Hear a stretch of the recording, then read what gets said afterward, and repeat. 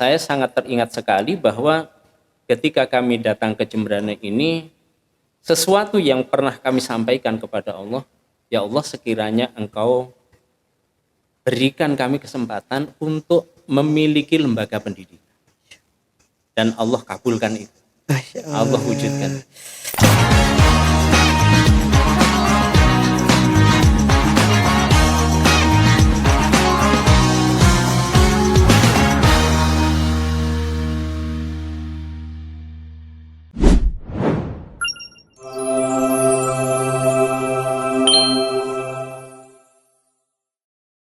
Assalamualaikum warahmatullahi wabarakatuh teman-teman semua.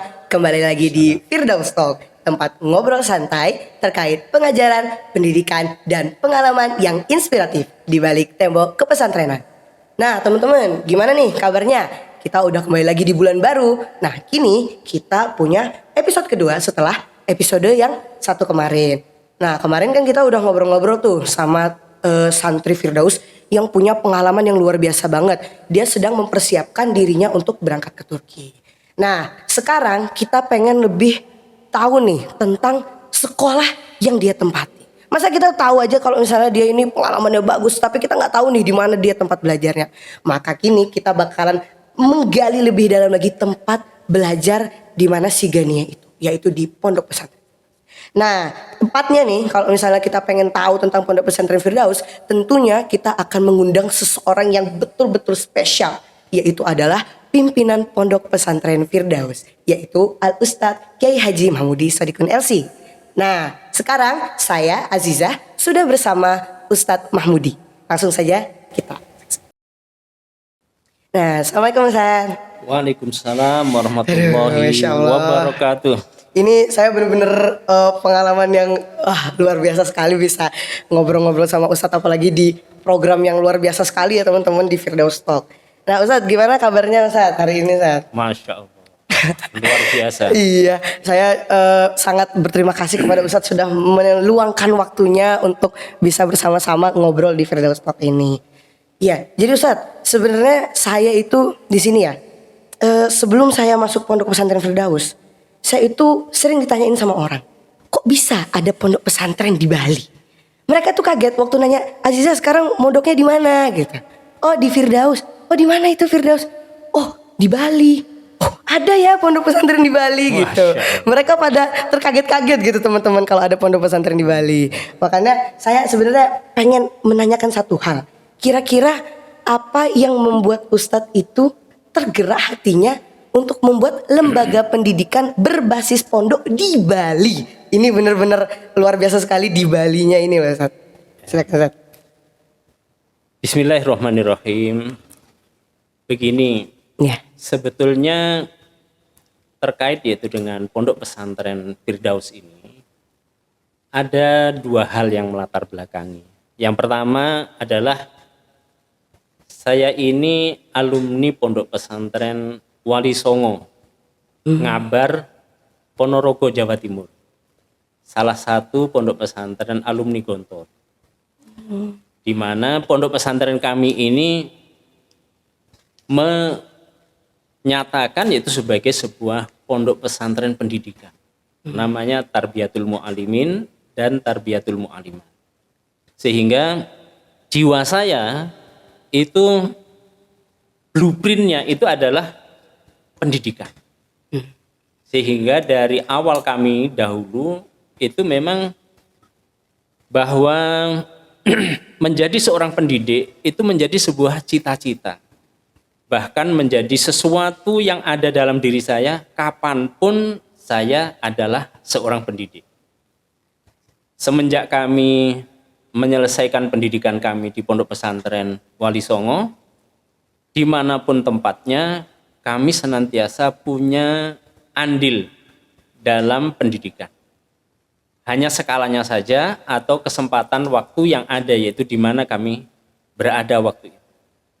Sehingga ketika kami ini secara khusus ada di Jembrana, saya sangat teringat sekali bahwa ketika kami datang ke Jembrana ini, sesuatu yang pernah kami sampaikan kepada Allah, ya Allah sekiranya Engkau berikan kami kesempatan untuk memiliki lembaga pendidikan.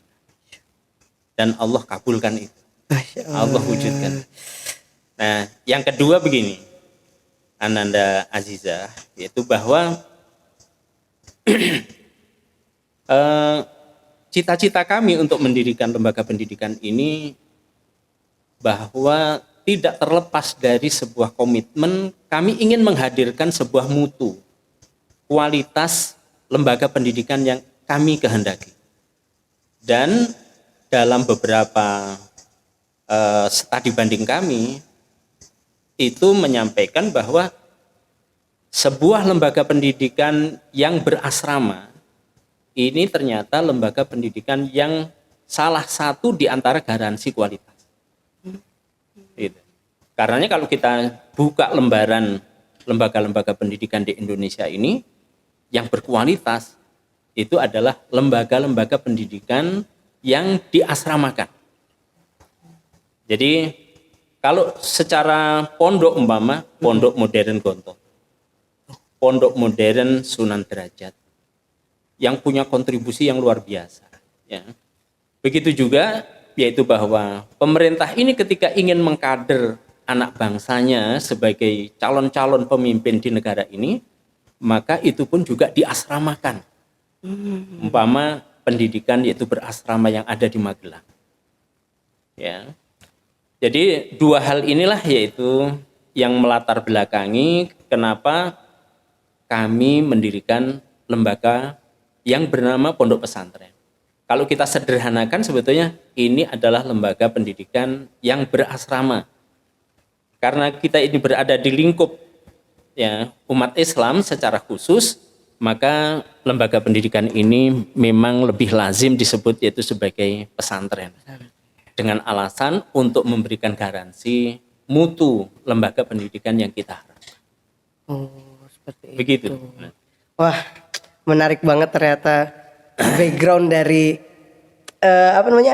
bisa adanya pondok pesantren di Bali. Tapi kenapa Ustadz milihnya itu di Bali? Sebenarnya kan kalau misalnya mindset orang tuh ya, oh Islam itu Jawa gitu kan. Dan juga mayoritas umat Islam itu kan di Jawa. Kenapa Ustadz memilih Bali sebagai tempat pendidikan kader-kader pemimpin bangsa? Begini, satu hal sebetulnya hidup ini kan penuh rahasia. Betul. Tidak ada setiap apa yang direncanakan oleh manusia itu pasti akan terjadi. Saya secara pribadi dan keluarga ini adalah Allah takdirkan, kalau saya bilang saya ini hidup di jalan. Saya tinggal di tempat kelahiran itu tidak lebih lama dibandingkan kami berada di beberapa tempat perantauan. Begitu.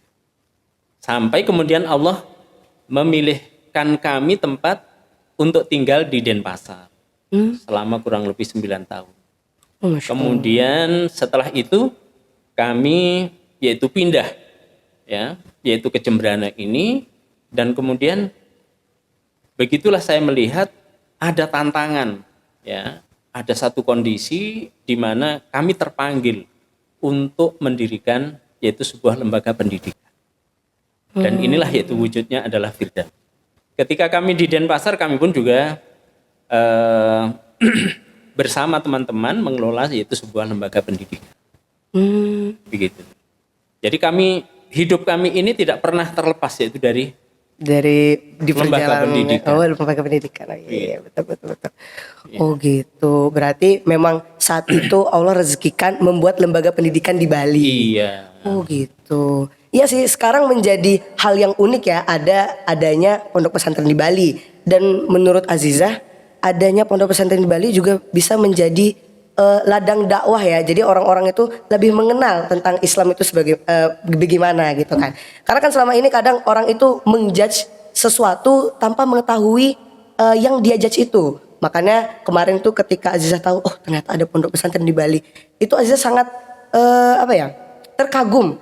Artinya masyarakat Bali yang notabene mayoritas Hindu sekarang mulai punya pandangan lain tentang Islam. Mungkin yang dulu tahun 2012 ada kasus-kasus seperti di Bali itu ya Ustadz ya.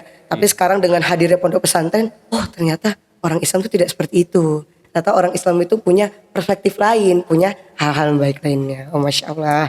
Oke Ustadz, Eh, karena di Bali ini mayoritas kan bukan agama Islam ya. Apakah ada diskriminasi sebelumnya waktu ingin membuat lembaga ini? Atau kira-kira lika-liku apa yang Ustadz hadapi ketika ingin membuat lembaga pendidikan berbasis pesantren di Bali? Kondisi kita di Bali ini kadang-kadang memang seperti tadi. Banyak persepsi orang bahwa di Bali itu Islam sulit, katakan. Iya betul. Untuk beradaptasi hidup di Bali, ada yang menyampaikan, wah bagaimana mungkin, katakanlah begitu. Iya.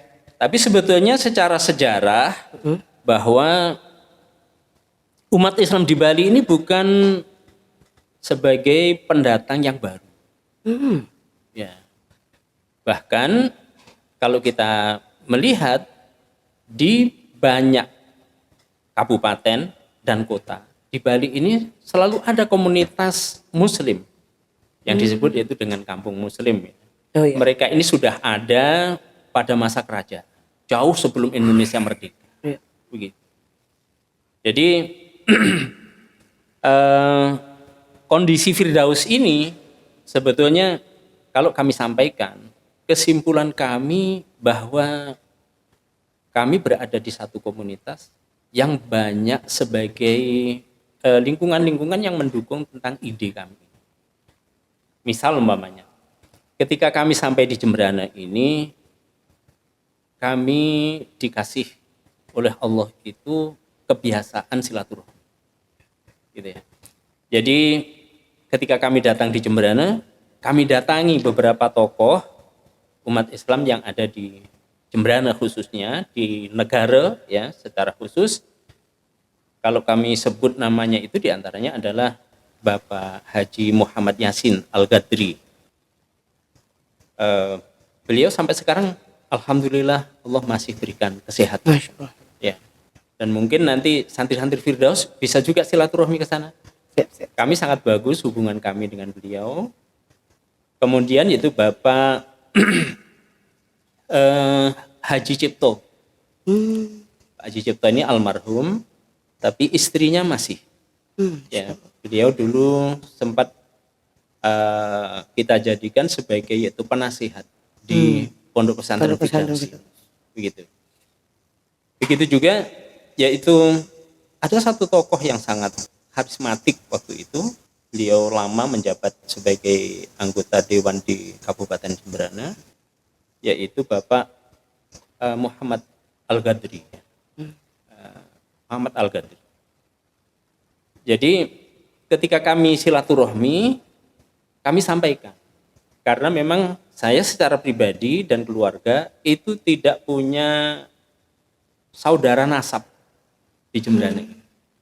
Jadi kami datang, bapak-bapak, saya datang ke sini bila Bapak berkenan, yaitu Bapak anggap saya ini sebagai anak. Kalau Bapak ini punya satu cita-cita, kira-kira apa yang harus itu kami lakukan di Jemberana ini? Saya secara pribadi waktu itu juga tidak tahu kenapa saya harus ngomong seperti itu. Padahal saya juga tahu diri, saya tidak punya apa-apa, begitu ya. Saya tidak punya apa-apa. Tapi beliau menyampaikan, kalau Ananda punya kesiapan seperti itu, bantulah umat ini dengan pendidikan. Ya, bantulah umat ini dengan pendidikan. Sehingga apa yang kami sampaikan ini dari awalnya sesungguhnya adalah merupakan hajat. Bukan hajat pribadi, tapi sebetulnya bagian yaitu dari harapan masyarakat lewat apa yang sudah yaitu kami lakukan dengan silaturahmi. Nah, yang kedua, bahwa Firdaus ini mulai kita rintiskan tahun 2007. 2008 mulai yaitu pendidikan. Begitu. Di tahun itu Ananda Azizah jangan membayangkan seperti kemudahan hidup sekarang. gitu ya. Iya. Jadi masyarakat ini masih banyak sekali yang istilahnya itu anti dengan pendidikan. Mereka lebih senang kerja ke laut, lebih senang kerja ke pasar, Iya. anak-anak kurang yaitu terperhatikan. Nah, dalam posisi yang seperti itu, ternyata kehadiran Firdaus ini mendapatkan sambutan yang luar biasa. Khususnya di Jembrana dan secara lebih luas adalah di masyarakat Bali. Ya, masyarakat Bali. Saya sampaikan yaitu bahwa kehadiran Firdaus ini di tahun pertama dengan nama yang belum pernah yaitu kita sondingkan ke masyarakat. Tidak ada tokoh yang yang membawa Firdaus ini kan gitu ya. Betul. Waktu itu kami pun mungkin juga masih istilahnya sebagai masyarakat baru, bagian masyarakat baru di Jembrana. Begitu. Ketika kita buka, qadarullah, Allah memberikan kemudahan.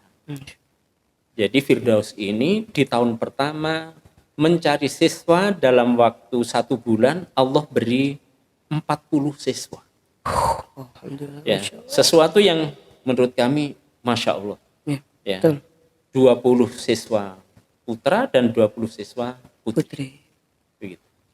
Nah, dalam proses perjalanannya yaitu bahwa kalau kami sampaikan dengan semua catatan yang ada, saya secara pribadi lebih mengambil sebuah kesimpulan, Allah telah memberikan kemudahan-kemudahan yang luar biasa ya, terhadap yaitu Firdaus ini. Dan sekarang ini alhamdulillah dari 9 kota dan kabupaten yang ada di Provinsi Bali secara khusus semuanya ada perwakilan. Ya. Masya Allah. Semuanya ada perwakilan dari siswa atau santri Pondok Pesantren Firdaus. Apalagi ditambah yaitu bahwa sekarang Pondok Pesantren Firdaus ini mendapatkan kepercayaan ya, kepercayaan untuk mendidik anak-anak bangsa, ya anak-anak bangsa kita ini yang mereka kurang begitu beruntung untuk karena mereka ada yaitu di perantauan, ada di negara jiron kita, ada di negara tetangga kita yang pendidikannya yaitu kurang terfasilitasi dengan baik. Akhirnya pemerintah dengan yaitu Kementerian Pendidikan anak-anak itu diambil, dididik dan Firdaus salah satu di antara lembaga pendidikan yang dipercaya. Alhamdulillah ya sudah sekian tahun dan semakin bertambah jumlah siswa yang dikirimkan yaitu ke Firdaus. Wah, saya dengar itu amazed banget, maksudnya membayangkan bagaimana di tahun 2007, saya belum lahir Ustaz tahun segitu Ustaz. Belum lahir. Saya ya? baru lahir tuh 2009 Ustaz. Jadi saya nggak bisa membayangkan gitu, maksudnya dengan kondisi apalagi orang tua itu belum punya teguran di hatinya untuk memberikan pendidikan yang baik untuk anaknya, namun hadir sebuah lembaga pendidikan yang sangat intens keagamaannya gitu kan. Wah, saya luar biasa sekali Ustadz ini dalam proses pendidikannya, apalagi dengan orang-orang yang terlibat juga ikut andil, sangat luar biasa sekali. Nah, satu hal yang ingin saya tanyakan kembali Ustadz, kan ini Pondok Pesantren Firdaus itu dari tahun berapa ya? Kalau tadi itu 2008 ya berarti ya. 2008. Sekarang sudah 2025. Artinya banyak sekali perubahan cara pandang setiap anak itu dari tiap generasi. Nah, bagaimana Firdaus itu dapat menyesuaikan anak-anak generasi, apalagi sekarang itu kan perpindahan antara dari gen milenial ya, kalau dulu ya gen milenial ke gen Z, sekarang ada lagi muncul lagi gen alpha, itu mereka punya sifat yang beda, paham yang beda juga. Bagaimana Firdaus itu ya menyesuaikan dengan generasi-generasi yang sedang dididik? Ya, begini Ananda Azizah. Ada sebuah ungkapan perubahan itu sebuah keniscayaan. Jadi kita ini harus betul-betul punya pandangan yang pas dalam ketika kita hidup ini di dunia. Di antaranya itu tadi, apa yang Anda tanyakan tadi, bahwa mengantisipasi dengan kondisi yang ada ini, memang pondok ini belum sempurna. Yep. Akan tetapi, pertama kami itu mempersiapkan hal-hal yang sifatnya prinsip. Yep. Hal-hal yang sifatnya prinsip. Yang itu kami lukiskan dalam sebuah visi lembaga pendidikan kita, yaitu concern kita pertama itu pada cerdas spiritual, cerdas emosional, kemudian cerdas intelektual. Ya. Karena dalam banyak penelitian ternyata seseorang itu bisa mencapai kesuksesannya kalau seseorang itu punya 40-60% dari curahan hati dan pikirannya itu kepada mempersiapkan hatinya, mempersiapkan batinnya, mempersiapkan mentalnya. Gitu. Nah, hal inilah yang kita berikan kepada anak-anak kita, bahwa dengan anak-anak ini kita berikan bekalan dasar, ya, umpama yang kita berikan bahwa semua anak-anak itu harus mengikuti program Quran melalui tahsin tahap awal dan tahfidz yaitu pada berikutnya. Ya. Maka ini sampai kapanpun ilmu ini akan dia pakai. Sampai kapanpun ini akan menjadi sesuatu dalam kehidupan manusia. Wabil khusus tentu kehidupan itu sebagai seorang muslim. Gitu. Ini akan membingkai hidup dia. Ya. Kemudian tadi kami sampaikan kehidupan berasrama. Iya. Karena banyak teori yang menyampaikan bahwa untuk membuat suatu habit itu setidaknya 33 kali diulang. Ada yang menyampaikan 40 kali diulang. Ada yang menyampaikan 60 kali diulang. Nah, kalau anak-anak ini kita berikan kesempatan hidup berasrama, dia akan terbiasa. Bukan saja yaitu 30, 40 atau 60 kali. Betul. Tapi anak-anak ini akan punya yaitu sebuah kebiasaan yang insya Allah ini akan menjadikan pribadi-pribadi itu pribadi-pribadi yang tegar, punya integritas, karena itu kebiasaan hidup dia. Ya, kebiasaan hidup dia. Nah, baru kalau kemudian kita menyampaikan tentang bagaimana tentang perubahan dan lain sebagainya. Ya, perubahan ini tentu yaitu kita berikan porsi kepada para pengelola, ya, kepada para ustadz, kepada para guru yang mendidik, yaitu santri-santri kita, untuk kita berikan bekalan, ya, kita berikan wawasan, sehingga ada mekanisme yang memang kita jalankan, diantaranya dari awal sebetulnya kami itu punya konsentrasi untuk memberikan upgrading, ya, kepada guru.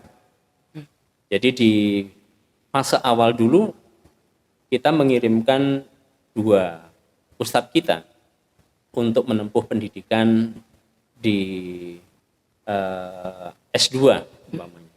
Kita kirimkan beberapa santri Firdaus untuk menempuh jenjang pendidikan di Surabaya umpamanya. Kita kirimkan ke Ibnu Katsir yang ada di Jember. Kita mengirimkan beberapa santri sampai yaitu ke Jakarta. Ya. Jadi ini semuanya harapan kami adalah bagaimana agar pondok ini bisa yaitu mengikuti perkembangan, tidak tertinggal, dan bahkan yaitu bisa memberikan yang terbaik untuk para santri dan memberikan yaitu servis yang terbaik kepada para wali santri yang mengamanahkan putra-putrinya di pondok pesantren Firdaus. Gitu. Masya Allah, luar biasa sekali. Ya, jadi artinya ya memang seperti itu ya kenyataannya kehidupan, bahwa semakin berjalan waktu pasti akan ada perubahan, ya kan? entah dari dalam diri sendiri atau bahkan dari lingkungan juga. Dan mungkin pelajaran yang bisa saya ambil dari apa yang Ustadz sampaikan itu, ya kita juga harus selalu mengupgrade diri dan apa namanya beradaptasi. Kita nggak bisa selalu jadi diri kita yang AA terus. Ketika zaman itu semakin berkembang, kita juga harus mengikuti zaman itu. Dan Islam tidak melarang kita untuk mengupgrade diri juga kan Ustadz ya. Islam bahkan diperintah. Iya, bahkan Islam itu sangat memerintahkan kita untuk mengupgrade diri. Masya Allah, luar biasa sekali. Nah, pertanyaan terakhir nih Ustadz. Ini menurut saya adalah pertanyaan yang benar-benar apa ya? Salah satu cita-cita saya juga. Kira-kira apa? Ini saya kalau ngomong ini bener-bener pengen nangis saya nih Ustadz kalau ngomong ini nih. Kira-kira apa harapan Ustadz bagi anak bangsa yang akan memegang negeri kita tercinta ini Ustadz? Kira-kira apa harapan Ustadz? Dan mungkin ada pesan yang ingin Ustadz sampaikan buat anak-anak muda seperti saya ini agar bisa membawa Indonesia ini sebagai pemegang dunia juga gitu, ikut andil dengan luar biasa dunia ini. Gimana? Ya.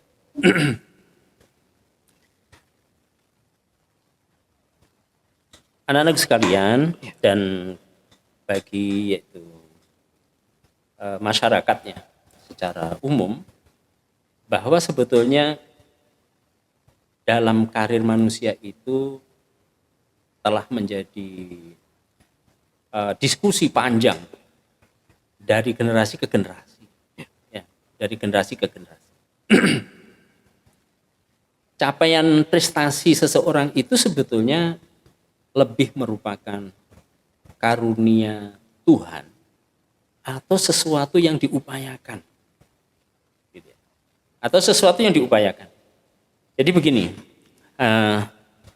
Ananda Azizah, yaitu bahwa kita ini kan kalian bersama teman-teman itu menjalani kehidupan di pondok seperti ini. Gitu. Kadang-kadang kita pikir tampak sederhana, tapi ada sesuatu sebetulnya yang perlu untuk kita hadirkan yaitu dalam diri kita, bahwa kemandirian para siswa ketika berada di asrama itu tanpa dia sadari ini sebetulnya modal utama untuk kehidupan seseorang ya, di masa-masa yaitu dia ke depan. Gitu. Pondok Firdaus ini dengan segala kesederhanaan, dengan segala keterbatasannya, kami sampaikan bahwa ada hal-hal yang perlu untuk kita hadirkan dalam diri kita. Satu di antaranya, kita ini harus senantiasa berpositive thinking.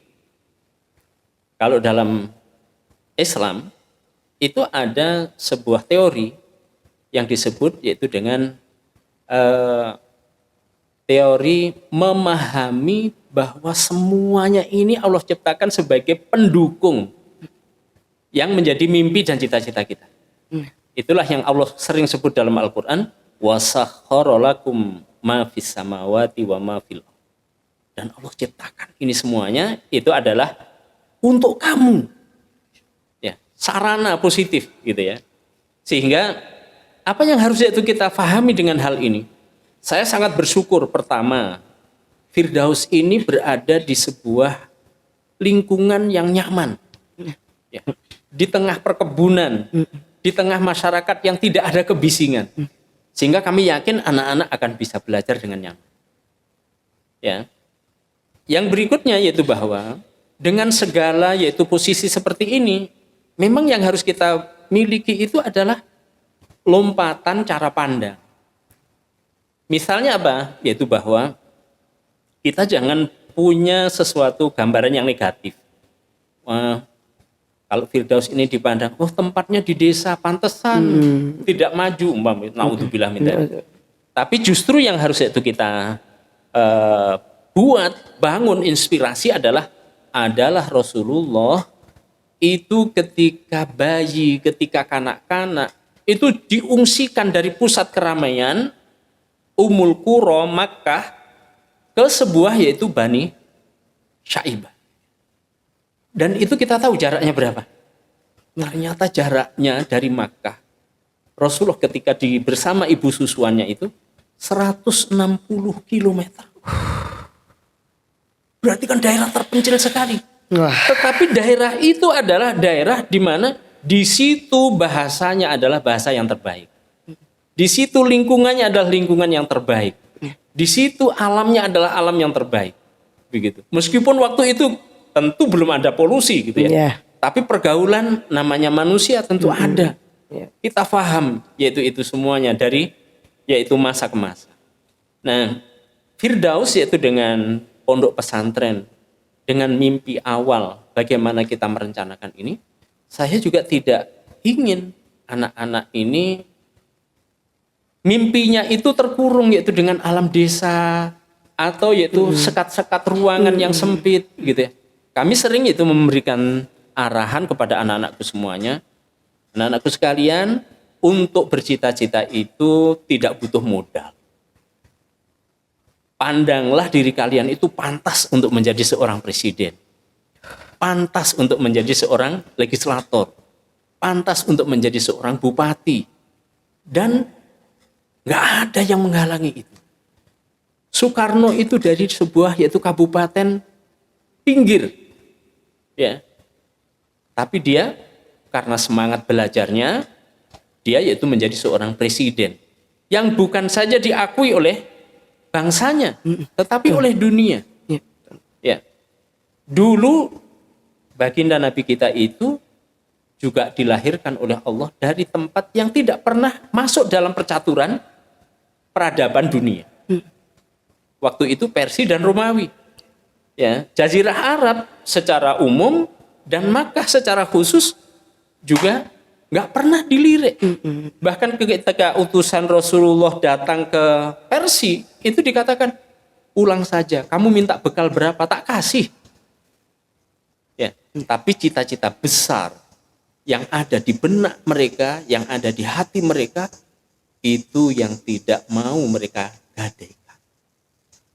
Nah, inilah yaitu yang kami harapkan, bahwa semua anak-anak ini sebetulnya punya kesempatan untuk membangun cita-citanya dan meraih yaitu prestasi setinggi-tingginya.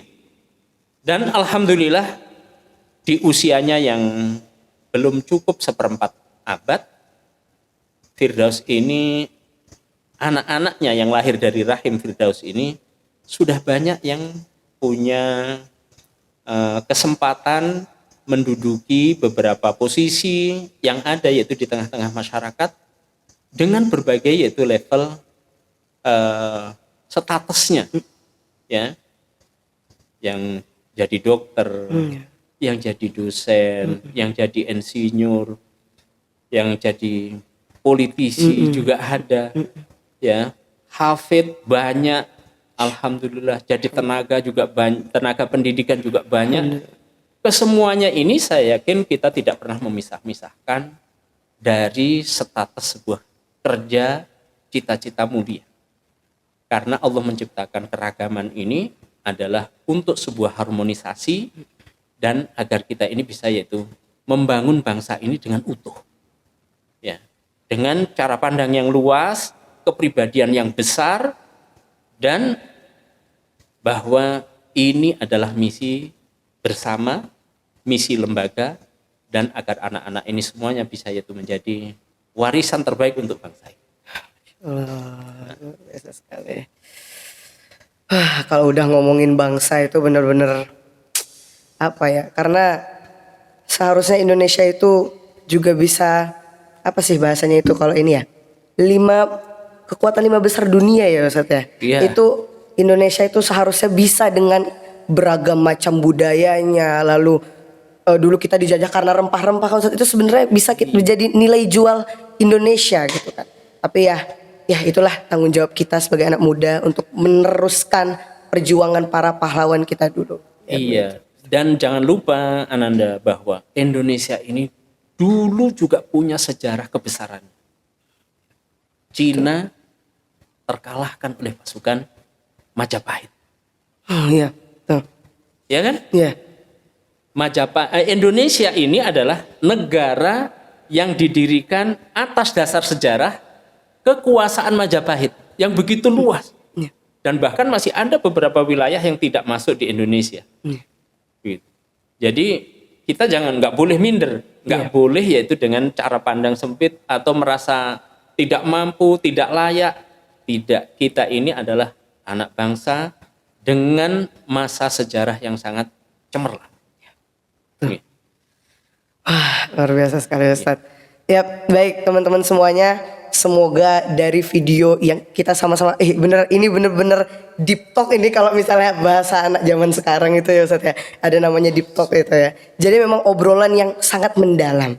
Semoga dari Firdaus Talk ini teman-teman semuanya, mungkin wali murid yang nonton juga bisa mendapatkan banyak insight yang dapat membuat kita mengupgrade diri lagi menjadi lebih baik. Yap, teman-teman semua, terima kasih Ustadz, terima kasih banyak hari ini. Benar-benar obrolan yang sangat luar biasa. Mungkin teman-teman juga asik banget ini nontonnya, apalagi habis nonton episode 1 kemarin ya kan. Nah, disaksikan lagi di episode 3, kira-kira bakalan tamu undangan spesial siapa lagi guesternya. Ya, teman-teman terima kasih banyak. Wassalamualaikum warahmatullahi wabarakatuh. Waalaikumsalam warahmatullahi wabarakatuh.